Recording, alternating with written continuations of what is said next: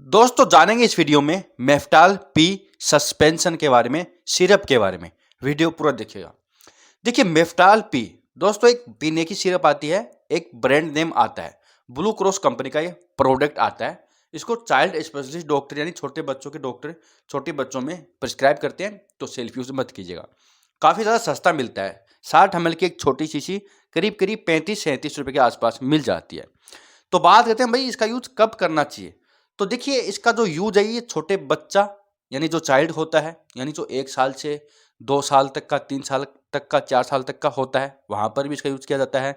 और जो 1 साल से छोटे बच्चे होते हैं, जो इन्फेंट बेबी होते हैं, जो न्यू बोर्न बच्चे होते हैं, इस तरह के जो बच्चे होते हैं उसमें भी इसका यूज किया जाता है। तो इसको बहुत ही कैलकुलेटेड डोज के साथ देना पड़ता है, बच्चे को नुकसान भी कर सकता है, इसलिए कह रहा हूँ सेल्फ यूज मत करना। तो जानेंगे भाई क्यों देना पड़ता है। तो इसके अंदर आता है मेफानिक एसिड 100 मिलीग्राम में। मेफानिक एसिड क्या होता है दोस्तों? मेफानिक एसिड एक NSAID के अंदर आने वाला एक सोल्ट होता है, मोलिक्यूल होता है, यानी non asteroid anti inflammatory drug होता है। यानी कहने का मतलब है ये इन्फ्लामेशन में और पेन में और फीवर में काम करेगा।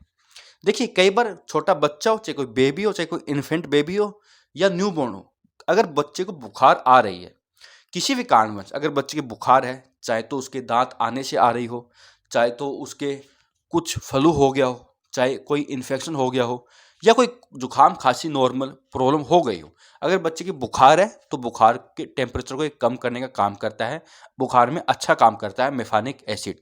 जैसे कि पैरासीटामोल आता है, उसी तरीके से ये मेफानिक एसिड भी बुखार में एक अच्छा सोल्ट माना जाता है, तो काम करता है बढ़िया।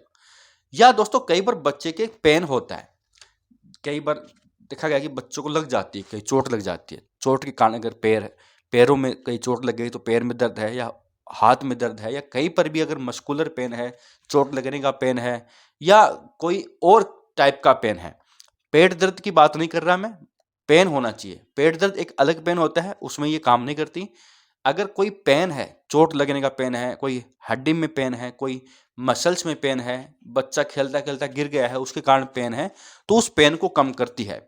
इनके अलावा ये इन्फ्लामेशन को भी कम करती है, जैसे कि रेडनेस होती है, सूजन आ जाता है, तो वहाँ पर भी ये काम करती है।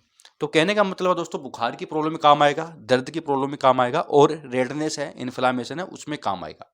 तो बात करते हैं भाई इसकी कितनी डोज चलती है। तो सबसे पहले मैं यही कहूँगा, जितना डॉक्टर ने कहा है उतनी ही डोज देनी चाहिए, उतने दिन ही देनी चाहिए, क्योंकि बच्चे का बॉडी वेट लिया जाता है, बच्चा कितना बड़ा है, कि क्या प्रॉब्लम है, किस प्रॉब्लम में दे रहे हो, बच्चे के अंदर बॉडी वेट कितना है, क्या एज है, ये सब कुछ देखना पड़ता है, उसके बाद ही एक सही डोज दी जाती है।